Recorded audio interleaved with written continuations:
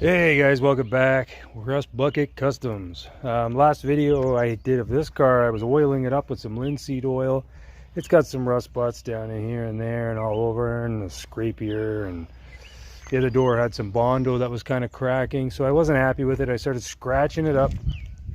I'm nursing a knee injuries here, so I've been scratching it back up, getting the oil off, which is not easy. Shouldn't have done that, I guess, but now I'm going crazy scratching it up. This was the Bondo part. I'm thinking I was going to do a Nason's kind of paint job, but honestly I'm going to paint it out here in this dusty, I don't have a paint booth. Even if I paint it in there, it's dusty and dirty and bugs, so why spend the money on good paint? I might go, you know, the Rust-Oleum, the trim clad, the whatever direct metal paint. You reduce it down and spray it. So that's what I'm thinking. I'm not sure. I got to do some work to the bottom of the one door. Got to fix that. This is just a dent. Somebody, I guess there's a dent here, so somebody just decided to put a 1/8 inch of Bondo in there. It cracked, shrunk, I guess, and cracked over time, and water got in there. Now it's rusty as crap. But no holes. There's one little hole there. Looks like they drilled a hole. Maybe tried to pop that dent out at one time with the old dent pullers back in the day. So that's what I'm up to. That's what I'm up to. Just gonna do this. I'll probably, if I paint it, well, I'm gonna paint it. When I paint it, paint those, clean those rims and paint them as well. But getting this oil off, it dried on there. It's not fun. I've washed it with degreasers, everything, a couple of times. It's still sticky to the touch. Certain spots. I clean these I clean these rims up a little bit. You can see, not too bad. These are just Chevy S10, I don't know, like 2000 era maybe, 2000, early 2000s. See how dirty they were. And I just scrubbed them up a bit, so I'll scuff them. That one they kind of washed. I'll scuff them up with some sandpaper before I spray them, obviously. I was gonna have them powder coated, but it's, you know, $500 or $600 for shitty old S10 rims, right? So I don't know. We'll see. And then the car is going to be a half-ass paint job. So why do a great paint job on the rims? I don't know. Makes no sense to me. But anyway, that's what I'm up to today. I'm just going to keep sanding away on this thing. I'm scratching it up, and I don't know if I'll get to any body work because my knee is still killing me. I had minor surgery on it. Yeah. Anyway, I'll see you at the next one. So I'm just feathering this Bondo off so where I get a nice smooth edge where it's not peeling anymore. Get a nice feather on it.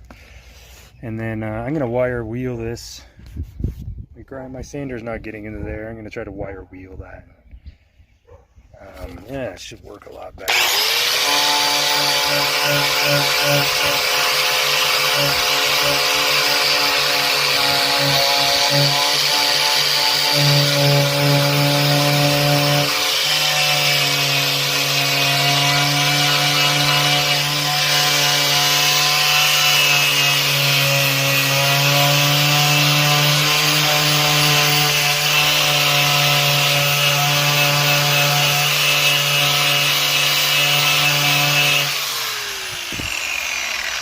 Yeah, that definitely works a lot better. I'd say you probably don't want to overheat these panels too much. Move the grinder around a bit, but this got a huge dent in it anyway, I guess. But yeah, you obviously don't want to overheat the panels if you don't have to. So I'm just going to keep continuing on with that. And then I got a few other spots to wire wheel as well. Alright, so I wire wheeled it. I started making the air patch even bigger because I started finding more rust under the Bondo. That's pretty pitted. I'm going to put some rust converter, I think, on that. Like I said, this is not a $1 million paint job by any means, so I'm going to probably just try to pop that out a bit. I have a suction cup puller, and then throw some more Bondo over that. But you can see this was dented, and followed it along. I saw some Bondo cracking there, and you can see this thing was sideswiped at one time. It's like a first date, you know, when you start taking the makeup off, or, you know, you wake up in the next morning and then take the makeup and you don't see the makeup on the girl anymore, and you're like, what happened? I guess something like that. Anyway, So they did drill some holes here, I guess, to pop that back out, but I did find that damage. And then a little spot up there. So this thing's rode along the side of something at one time.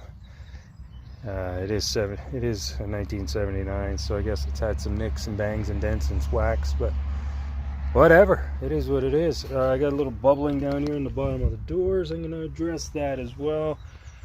But the rest of the car is pretty solid, to be honest with you. There's no major rust. I did all the floors in this car already. This wheel well is really good shape. Quarters are in good shape. This door needs a little patch in the corner as well, both the corners. But other than that, I did this, park it in a shipping container, and I ended up scratching that, pulling it out one day. A little bit of bubbling going on the bottom of this fender as well. But solid overall for 1979. It's had a repaint, you can tell when I'm sanding on it. Oh, this is gonna have to be scuffed, patched, bondoed, or puttied, or whatever. But the biggest issue I'm having right now is getting this oil off the car. Jeez, I shouldn't have oiled it. I thought in my mind, in my head, I was just gonna drive it for the summer all oiled up. And who cares, right? Go for the patina look sort of thing. But I got bored because I'm injured and started scratching away at it. So, all right, we're really digging into it now. Just these little nicks and chips and stuff. Lots of this spider webbing up. This is all plastic bumpers, so you get lots of this cracking in the spider webbing. I guess that's all got to be sanded out and then filled, I guess, something. So there's not a divot, because there's a big, that's all there too. That's cracking where something's pushed in on it one time, a little bit there. But we got still some oil there, I think. The roof kind of sanded down. This is 60 grit. I didn't have any 40, so I just went with the 60. I don't know if these cars must have came factory. There was some low spot there on both sides, but this came factory like that. There's been no work done there. Started getting this 1/4. I'm gonna go 60. I'll probably go up to 80 or 100, and then I'll prime it. And then sand the primer down with a higher, I'm not sure what grit yet, but obviously higher. There's oil seeping through here. All along here, the oil got in under this thing, so I might have to unbolt this so you can see it all seeping out. I shot a little black paint. It was going to rain today while I was outside, so I shot a little black paint over just to hide the bare metal. I think that's oil seeping through. I'm not sure. Anyway, getting right into it now. Had a little bit of work done to it today. I guess we're going to go for that old Rust-Oleum, maybe the famous YouTube Rust-Oleum paint job, eh? Anybody have done that and had good or bad luck, or any tips and hints and helpful bits of information? Let me know before I do it. It's going to be a while still because I still got to prep this whole car, and I don't know if I'm gonna what kind of primer I'm gonna use, but probably if I'm gonna whatever kind of paint I'm gonna use, I'm gonna use the same primer. So, although I think that they do have a Rust-Oleum paint and primer in one, I believe, but I don't think that's the way to go, because I'd like to prime the whole car and then sand it smooth before I paint it. I think that's the way I'd like to go. I mean, I could just do a coat of the paint and sand that smooth and paint it again too if it has the primer built in, I guess. But yeah, so I'm hoping by the time I get the car sanded with the 60 and move on down to the 80 or 100, I get all the oil off, because obviously the paint's not going to stick where there's oil, right? You can see it all here where the dust is sticking to it. You see that? Yeah. That's dust stuck to the oil.